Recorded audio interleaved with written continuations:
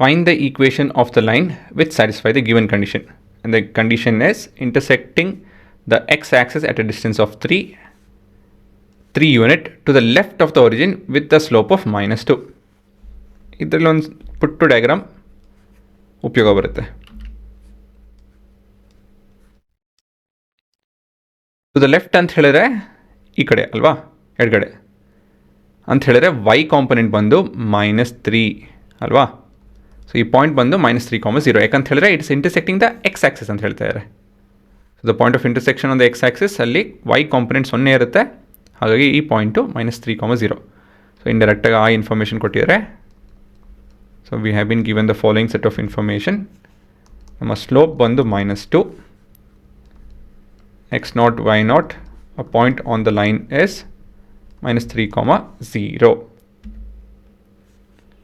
ಇವಾಗ working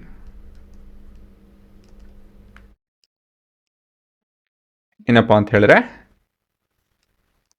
slope is given by change along the y divided by change along the x.